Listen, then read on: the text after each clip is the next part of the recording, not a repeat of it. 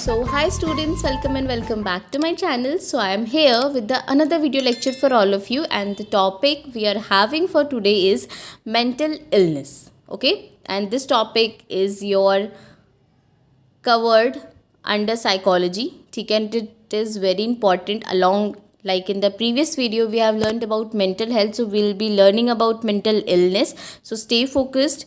ठीक है. So we will start with what is mental illness basically. Okay, so mental illness, देखिए mental health में क्या था, हम एडजस्टमेंट अच्छा कर रहे थे. ठीक है. So in mental illness what we will do कि हम मैल एडजस्टमेंट क्रिएट करेंगे. ठीक है. यहाँ पर क्या होगा कि इंसान जो है, that person is not able to adjust in the society he is living, adjust with the people he is living. Okay, तो यहाँ पर क्या होती है कि एक डिसहार्मनी क्रिएट होती है. ठीक है. किन चीज़ों में? फर्स्ट की पर्सन की नीड्स में, और दूसरा कि उसका जो रोल है सोसाइटी में वहाँ पर. ठीक है, कि वो अपनी बेसिक नीड्स भी पूरी नहीं कर पाएगा, और जिस रोल के लिए वो सोसाइटी में है, जिस रोल का वो पार्ट प्ले कर रहा है, वो उसे नहीं प्रॉपरली प्ले कर पाएगा. ठीक है. एक मेंटली इल पर्सन क्या होता है, वो अपनी एबिलिटी को खो देता है. कि देखिए, हर किसी के लिए हमारे पास एक एक्सपेक्टेशन होती है. If someone is playing a role, like let's say कि फैमिली में there is a son, there is a daughter. ठीक है. तो we are having expectation from both, that if they are going to school they will be achieving levels. Okay, they will be doing their task properly, they will be learning properly. तो यहाँ पर क्या expectation होती है, तो जो mentally ill person होता है वो ये जो बेसिक एक्सपेक्टेशंस होती हैं या किसी भी तरीके की कोई भी एक्सपेक्टेशन को फुलफिल नहीं कर पाता है. ठीक है. That society is having for him basically. Okay, तो जनरली क्या आप कह सकते हैं कि एक पर्सन का मेंटली इल वाली जो कंडीशन है वो कब आएगी? जब एक पर्सन का बिहेवियर डिस्ट्रेस कॉज कर रहा होगा या फिर सफरिंग कॉज कर रहा होगा, खुद को भी और दूसरों को भी. ठीक है. एंड सेकंड कि एक पर्सन का जो बिहेवियर होगा वो उसकी डे टू डे एक्टिविटीज़, ठीक है, जॉब और इंटरपर्सनल रिलेशनशिप्स में भी क्या है, हिंड्रेंस क्रिएट कर रहा होगा, डिस्टर्बेंसेस लेके आ रहा होगा. देन उसके बाद आती है डेफिनेशन. सो डेफिनेशन में क्या है कि जो एक मेंटल एंड बिहेवियरल डिसऑर्डर्स को आपको by WHO this is given. ठीक है, कि जो मेंटल और बिहेवियरल डिसऑर्डर्स हैं वो क्लिनिकली सिग्निफिकेंट कंडीशंस को के तौर पे हमें समझना होता है, जिसमें क्या होता है कि थिंकिंग, मूड और बिहेवियर में अल्टरेशंस आते हैं जो किसी पर्सनल डिस्ट्रेस या इम्पेयर्ड फंक्शनिंग की वजह से आते हैं. ठीक है. सो कैरेक्टरिस्टिक क्या होते हैं बेसिकली मेंटल इलनेस के? ठीक है. पहला कैरेक्टरिस्टिक क्या होता है कि thinking, memory, perception, feeling, judgement. ठीक है, कि एक इंसान किस तरीके से सोच रहा है, किस तरीके से चीज़ों को याद रख रहा है, वो किस नज़रिए से किसी चीज़ को देख रहा है, क्या उसके बारे में सोच रहा है, क्या उसके बारे में देख करके, समझ करके अपने मन में जजमेंट क्रिएट कर रहा है. तो यहाँ पर ये नॉर्मली हेल्दी पर्सन उसे करेगा, बट जो मेंटली इलनेस वाला पर्सन होगा वो ये सब चीज़ में अल्टर कर जाएगा. ठीक है. यहाँ पर क्या है कि उसके टॉक में चेंज आएगा, बिहेवियर में चेंज आएगा, जिससे क्या होगा, वो नॉर्मल सोसाइटी नॉर्म्स के अकॉर्डिंगली एक्ट नहीं करेगा और उनकी जो बनाई हुई पर्सनैलिटी की एक्सपेक्टेशंस है उनको फुलफिल नहीं करेगा. ठीक है.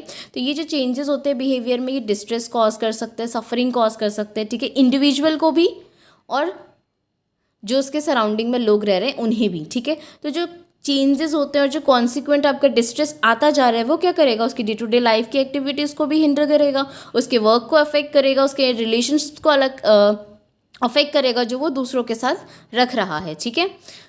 देन फीचर्स क्या है ऑफ मेंटल इलनेस? ठीक है. तो जो फीचर्स हैं वो अंडर 4 हेडिंग्स आती हैं कि पहला बॉडी फंक्शंस डिस्टर्बेंस होंगे, देन क्या होगा, मेंटल फंक्शंस में डिस्टर्बेंस आएगी, देन इंडिविजुअल और सोसाइटियल जो एक्टिविटीज़ है, सोशल एक्टिविटीज़ है, उनमें चेंजेस आएगा, एंड देन सोमैटिक कंप्लेंट्स आएंगी. ठीक है. तो we will learn these headings one by one. So first is your disturbances in bodily functions. Okay, तो bodily functions basically क्या होते हैं? Sleep, food, bowel bladder movement and sexual desire. Basically physiological needs. ठीक है. तो sleep में क्या आप देखेंगे कि डिस्टर्ब स्लीप होगी. एक मेंटली हेल्दी पर्सन क्या करेगा, थ्रू आउट द नाइट वो साउंड स्लीप लेगा, बट यहाँ क्या होगा, through out the night disturb sleep रहेगी. ठीक है. या फिर नींद ही नहीं आएगी उस इंसान को, या फिर उसे जागने में प्रॉब्लम होगी, या उसे सोने में प्रॉब्लम होगी. ठीक है. या वो क्या होगा, आधी आधी रात को उठेगा. ठीक है. और फिर क्या होगा, दोबारा नहीं सो पाएगा। तो इन एडिशन क्या होता है कि इंसान को लिथार्जी भी हो सकती है, फ्रेशनेस नहीं होगी मॉर्निंग में, ठीक है। बेसिकली दोनों तरफ वो इंसान जा सकता है, या तो वो बहुत लिथार्जिक हो जाएगा, बहुत आलसी, या फिर वो बहुत अजीब सा एक्टिव भी नहीं कहेंगे उसे, बट हाँ वो सोएगा नहीं, वो जागेगा, but he will be not active, okay. Then second is appetite in food intake में क्या होगा कि या तो भूख बढ़ जाएगी उस इंसान की, या वो भूख कम हो जाएगी, ठीक है।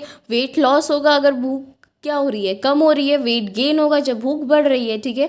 नोजिया, वॉमिटिंग, आप देख सकते हैं। Then bowel and bladder movement, इसमें क्या होगा, डायरिया होगा, कॉन्स्टिपेशन भी हो सकता है, मिक्चुरेशन बढ़ सकता है, ठीक है, या फिर बेड वेटिंग आप देख सकते हैं।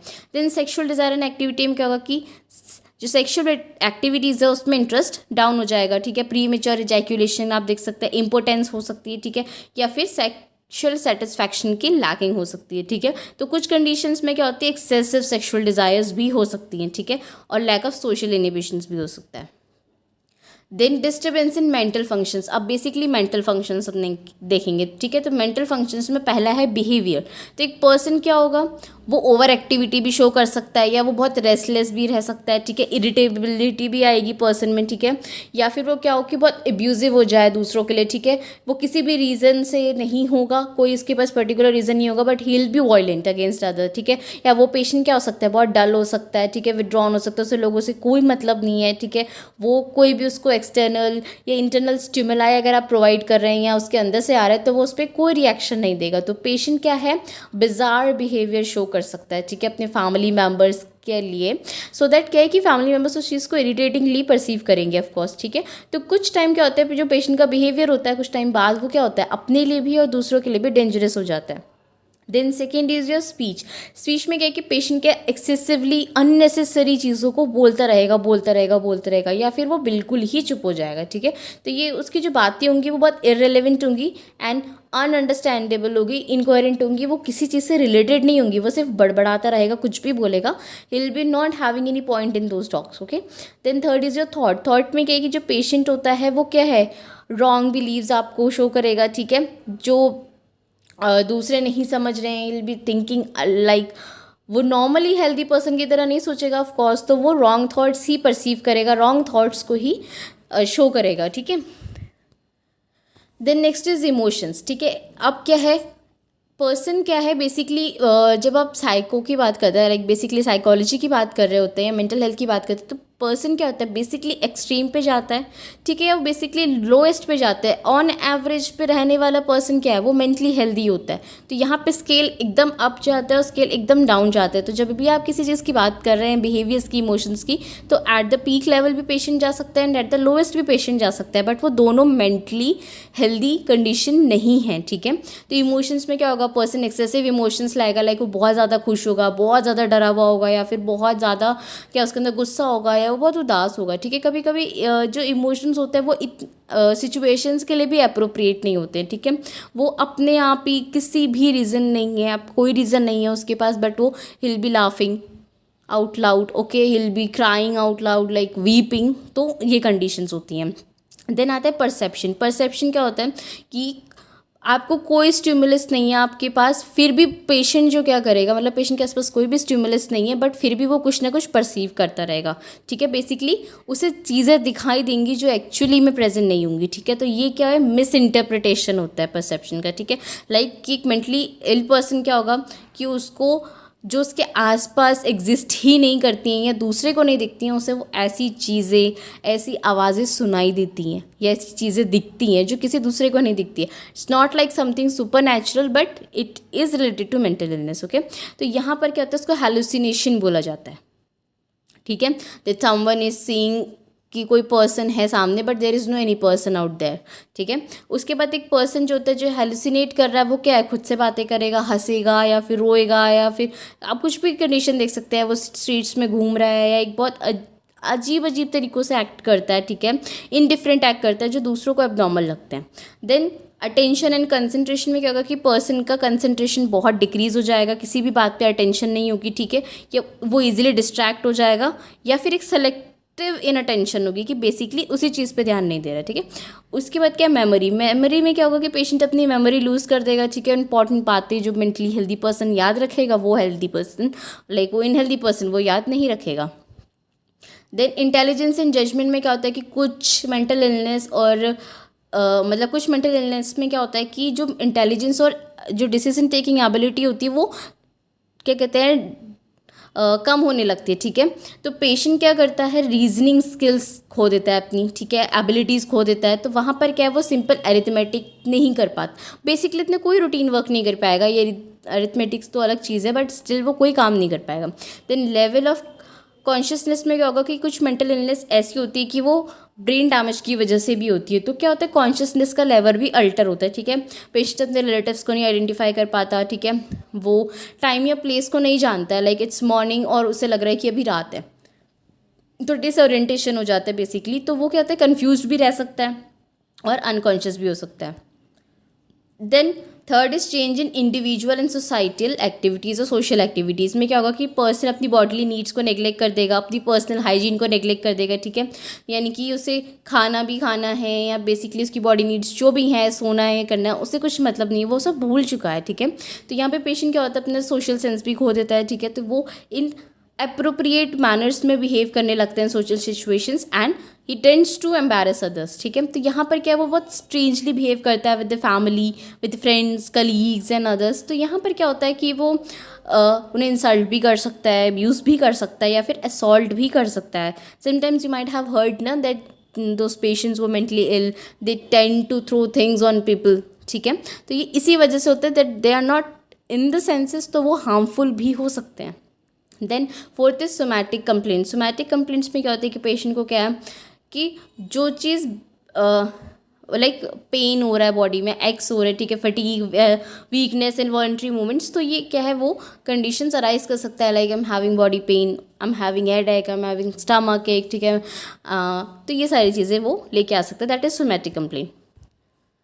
Then next is common sign and symptoms of mental illness. Common sign, ठीक है, first in your motor behaviour आप चेंजेस देख सकते हैं, ठीक है। तो इसमें आप मोटर रिटार्डेशन देखेंगे कि पर्सन क्या है, उसकी एबिलिटी काम करने की कम हो रही है, वो काम कम कर रहा है, वो एक ही तरीके से बैठा है, ठीक है, उसके अंदर बहुत नेगेटिविटी है, ठीक है। उसके बाद वो किसी चीज़ को लेकर के एक पर्सपेक्टिव नहीं रख पा रहा है, ठीक है। उसके बाद क्या है, आप उसको जैसे बिठा रहे हैं वो वैसे ही बैठा है, अगर आप उसे इन अ स्टैंडिंग पोजिशन और पुटिंग द पर्सन, तो वो स्टैंड ही कर रहा है, बिठा रहे तो बैठा ही है, रेस्टलेसनेस है उसके अंदर, ठीक है, बहुत गुस्सा है, एक्साइटमेंट है। तो ये सारे मोटर बिहेवियर के डिस्टर्बेंस हैं। Then thought, language and communication में भी डिसऑर्डर्स आते हैं, ठीक है, डिस्टर्बेंसेस आती है। तो उसमें क्या है कि स्पीच का प्रेशर होगा, ठीक है, या तो उसके पास बोलने को वर्ड्स नहीं होंगे, या वो बहुत बोलता रहेगा, ठीक है, ये अच्छे से बोल नहीं पाएगा, आइडियाज़ उसके शिफ्ट करते रहेंगे, ठीक है। उसके बाद क्या है कि वो चीज़ों को क्या है, घूम फिर के एक ही बात पे लेके जाएगा, या फिर वो क्या है, एक ही बात को आगे जाके तोड़ देगा, ठीक है, अलग अलग चीज़ों में, इररिलेवेंट चीज़ों में, ठीक है, या उस एसोसिएट नहीं कर पाएगा वो चीज़ों को, ठीक है। उसके बाद क्या है, एसोसिएशन क्लाइंग हो जाएगी, उसकी थॉट ब्लॉक हो जाएंगी, उसको चीज़ें समझ में नहीं आएंगी, ठीक है, अलग अलग थॉट्स आएंगे उसके माइंड में, ठीक है, थॉट ब्रॉडकास्टिंग हो जाएगी, ठीक है। फिर क्या होगा, एक ही वर्ड्स को बार बार रिपीट करता रहेगा, या उसको डिल्यूजन्स होंगे कि उसको वहाँ पर कोई चीज़ है बट उसको वो चीज़ परसीव ना हो कि कुछ और परसीव हो रही है, बट स्टिमुलस प्रेजेंट है, ठीक है, या ऑब्सेशंस हो जाएंगी किसी चीज़ से, या फोबिया हो जाएगा। तो ये सारे thought, language and communication disorder होंगे। देन परसेप्शन में डिसऑर्डर क्या आएंगे कि इल्यूजन्स होंगे, हेलुसिनेशंस होंगे, ठीक है, डीपर्सनलाइजेशन होगा, डीरियलाइजेशन होगा। देन इमोशंस में क्या होगा कि बहुत ही इफेक्ट जो होंगे वो ब्लंट या लेबाइल हो सकते हैं, मूड बहुत ज़्यादा अच्छा हो जाएगा, यूफोरिया होगा, बहुत खुश होगा पेशेंट, ठीक है, बहुत एस्केसी में रहेगा, या फिर क्या होगा कि बहुत डिप्रेशन में चला जाएगा, ठीक है। देन कॉन्शियसनेस में क्या होगा कि कॉन्शियसनेस की क्लाउडिंग होगी, तो पेशेंट डिलीरियम की कंडीशन में होगा, ठीक है, देन कोमा की कंडीशन में भी जा सकते हैं। अटेंशन में डिस्टर्बेंस आएंगे तो क्या होगा, पेशेंट डिस्ट्रैक्ट होता रहेगा, ठीक है, वो या फिर बेसिकली किसी एक पार्ट को लेकर के वो बिल्कुल ही इनअटेंटिव हो जाएगा। देन ओरिएंटेशन में डिस्टर्बेंसेस क्या है कि उसे नहीं पता कि सामने वाला पर्सन कौन है, टाइम क्या हो रहा है, ठीक है, या फिर वो किस जगह पर है, he don't know that. Then memory के डिस्टर्बेंस में क्या होगा कि वो चीज़ें भूल जाएगा। द कन्फेबुलेशन होगा कि वो चीज़ों को क्या है, अपने मन से एक सिनेरियो पुट कर देगा। जब वो पास्ट मेमोरी भूल जाएगा तो उसके विषय में अपने मन से एक सिनेरियो बना करके उसको आपको बता देगा, ठीक है। इम्पेयर्ड जजमेंट होगा, वो इंसान को नहीं समझ पाएगा। देन बायोलॉजिकल फंक्शंस में भी डिस्टर्बेंस होंगे, लाइक पेशेंट का टेम्परेचर चेंज हो जाएगा, पल्स रेट चेंज होगी, रेस्पिरेशन, नोजिया, वोमिटिंग, हेडेक, ठीक है, भूखने लगेगी पेशेंट को, ठीक है, पेशेंट की या तो एपेटाइट बढ़ जाएगी या फिर वेट गेन होगा, वेट लॉस हो जाएगा, ठीक है, पेन, फटीग, इंसोम्निया होगा, ठीक है, या तो हाइपरसोम्निया भी हो सकता है। तो ये पेशेंट पे डिपेंड करता है। तो ये सारी चीज़ें जो होंगी पेशेंट की वो अल्टर कर जाएंगी, ठीक है। So thank you so much guys for watching, and if you have any queries, please drop in the comment section, and do share and subscribe the channel, and thank you for watching.